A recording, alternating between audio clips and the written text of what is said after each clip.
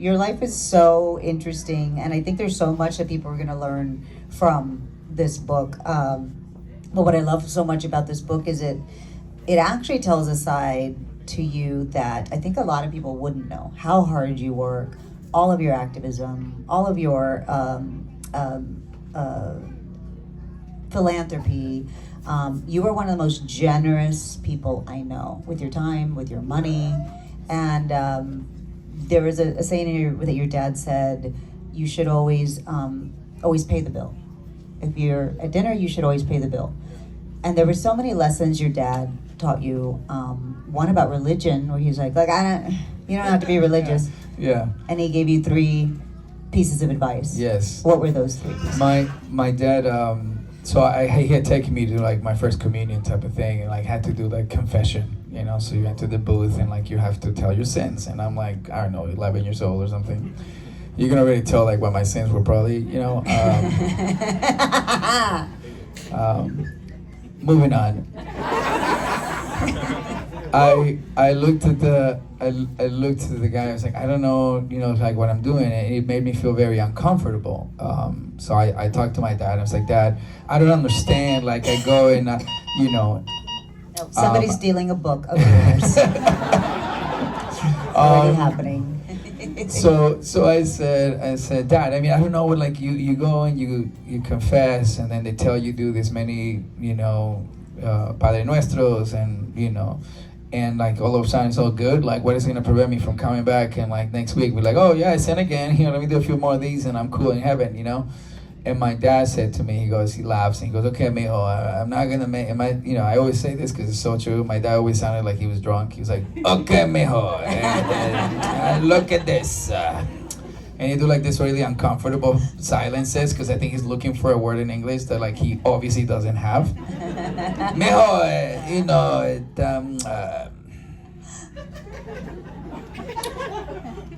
very good. You said nothing, Dad. But so he, Dad, you said nothing. But so he said, okay, mijo, I'm not gonna make you do something that makes you uncomfortable, but I just want you to live your life with these 3 things. He says, if you make a mistake, you realize you made a mistake, really regret it. Really, really regret it. Number 2, do something to fix it. And number 3, do your absolute best to not ever make that same mistake again. And it changed everything for me. Because you do the math and you go, I'm about to do this. Is it a mistake? Okay, wait. I don't want to fix it. I might as well not do it again. Right. You know. So I was a pretty good kid. You know, I wasn't much of a shithead. You know, but yeah. So, what lessons are you taking from your parents that you're gonna impart upon your daughter? Yeah. It's a really great question. Thank you for asking that, because there's 2 things that I realized in this process, and very quickly I realized that a part of the mission of us as parents, and they did this for me, is to create an environment in where your children have a better shot than you did. Create an atmosphere where they can do it a little better than you did. And then they do that for their kids. And then they do that for their kids. And then in retrospect, we make the world a little better, then a little better, then a little better. And what I hope that she realizes in this process is that that there's been so much fight for us to be looked at as someone who can not only have a seat at the table, but we belong. That I hope that she wakes up in a world where, you know, where she's like, with the words, inclusion and diversity is just silly. She's like, what are you talking about, diversity? Like, look at this movie. Like, everyone's in this movie.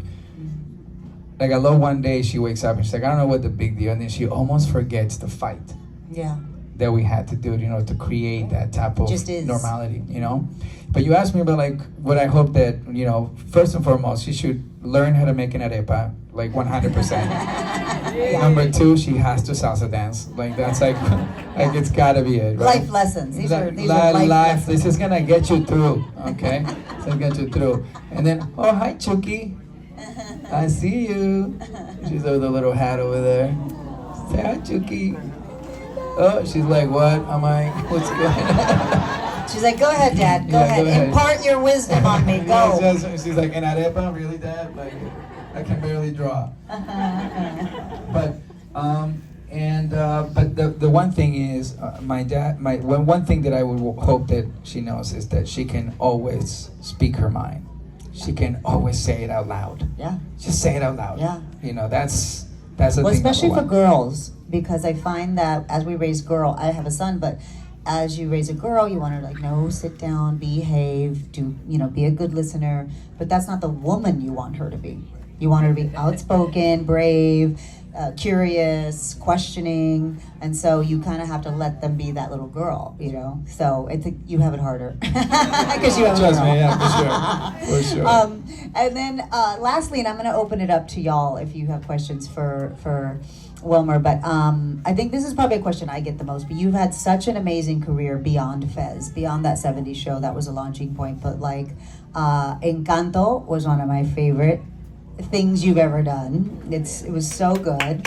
And what it represented, it was so you too. I loved that. A funny anecdote about that. Yes, because you have a lot of them. You have all of your auditions here. When you met Tom Hanks, Yes. when you did that film. Yeah. So many fun stories here for anybody who's looking and aspiring to be an actor. So many great things you're going to get out of this book. But tell me No, about the funny Encanto. anecdote about Colombia, it's really quick, is about Encanto, is taking my mom to the premiere. Because his mom is Colombian. My mother's from Colombia. His dad is Venezuelan. And my dad's Venezuelan. Yeah. And so that's a problem already. So discussions on like who created the arepa, it's like a big problem for us at home. But it's what's keeping this country divided. But my taking my mom to the premiere and my sisters was really humbling, because this was one of the very few times where they were gonna sit in the theater and they were gonna watch their Colombia being portrayed as just anything else besides what's actually produced. With the way that they paraphrase, Colombia in movies, the way that these Colombian characters, have to bring certain darkness out of Colombia to life on screen is just like unfair. Because Colombia, as you can see from Encanto, from the music to the people, there's like that movie was so authentically Colombian. And for my mom to watch her Colombia and recognize the flowers and the butterflies and the things, like it was really, really beautiful. And then Carlos Vives comes out and he starts singing. My mom is like, what is happening? What's my life? It was a dream. You did a lot of things for your mom in your life, from surprising her with a house, surprising her with President Obama. That's crazy, yes. That was a good story. I'm surprised she hasn't had a heart attack. She's still herself. mad at me. She's still mad at me. Right. And long story short, this Mother's Day, I told her we were gonna go somewhere, and I get her on the plane. She doesn't see the plane ticket. She sees the word Dallas, and she thinks she's going to Dallas. And she's like, we're going to Dallas, Texas. I'm like, oh, okay, cool. And then we land in Washington, D.C. And when I go to Washington, she goes to see, wake up in the morning, we walk over, we go to the back, like through the back of this building she doesn't recognize. She walks in, she recognizes Jackie's garden. She's like, where are we? And I said, I don't know. And then somebody comes in, bienvenida a la Casa Blanca. And she's like, no. Like, no, this is like, I'm not even, like, my hair, my thing, like, whatever. And then we enter in a little room, and the doors open, and in comes in President Obama and Vice President Joe Biden. And they come straight to me. He goes, Wilmer, how are you? Nice to see you. Thank you for coming. And I said, That's Latino Obama, but yeah. That's right. It is a disclaimer, like every impersonation I ever do has a Latin accent. Just major disclaimer. Somebody told me to work on that accent. It's my agent somewhere back there, and I had to. you know, I had to forfeit to what I could do. You know? But anyways, he comes in, and my mom is like, she thought she was like in a safari. She was looking at like a zebra. She's like, look, look, look, look. I'm like, yeah, mommy, he's in the same room, you know. And it was really beautiful. Obama was so nice. He was like, hey, I just wanted to say your son is making his country proud, and he's doing great work with us here. At the time we were working on immigration reform. You were as well at the time too with me. And my mom in that moment for the first time looked at me like, who is my son? What are you talking to the president Why about? are we here? Yeah. Like, but it was beautiful to see her face, like my son, you know, or like all we did was for something. Yeah. I always love those moments with my parents too. I remember the Alma Awards. I took my mom and dad to the Alma Awards, and this was a long time ago when you would still ride in limos, you know? Yeah. The Lincoln ones. Yeah, Lincoln limo.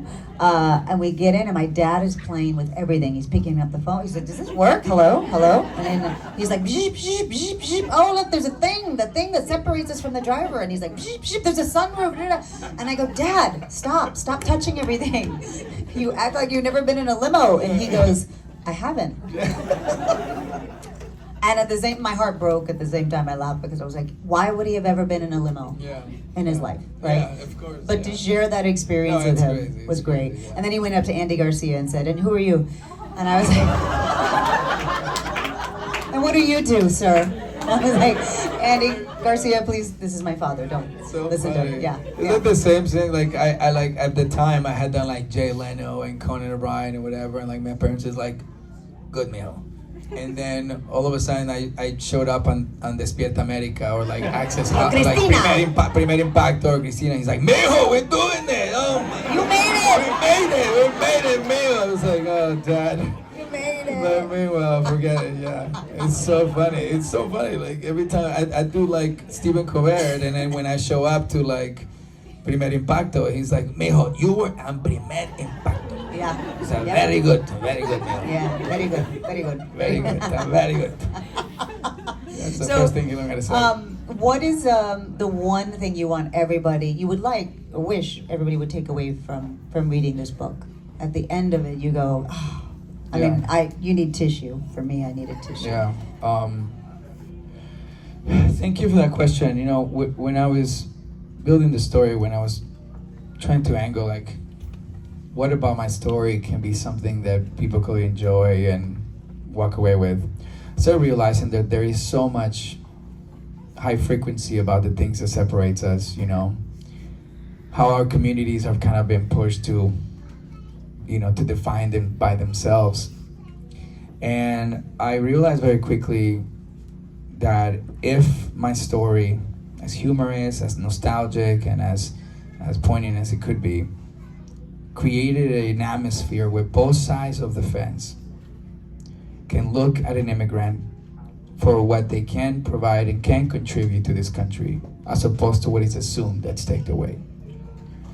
And this story is incredibly personal, but it is also the story of millions of people that come to this country from everywhere around the world, not just Latinos, who really want to contribute to this country, who want to pay it forward, who want to give this country back what this country has given them. This country has given me an opportunity that obviously we could never have in our country. So therefore, I'm relentlessly traveling, visiting the troops and saying, thank you for what I was able to give my mother. Thank you for the future my daughter is going to have. I'll never forget my roots, and that's okay to know that, like, you can be 200%er, you can be 300%er. Hi, buddy. Hi. But it's okay. How are you? Yeah, that's Eva Longoria.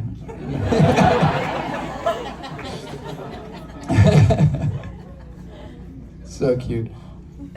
And to think that that there is a near future where these stories actually are not just for fun, they're valuable because it tells the story of America. I hope that it infuses that, and I hope that it welcomes, you know, most to say like, hey, you know, we're not very different, and we actually want the same thing. And I've said this before, but like, at some point we should wear the same jersey and we should play for the same championship.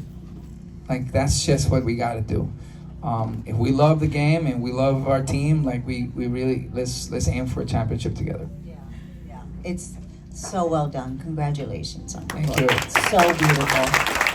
We have about 5 minutes for some questions. We talked a long time.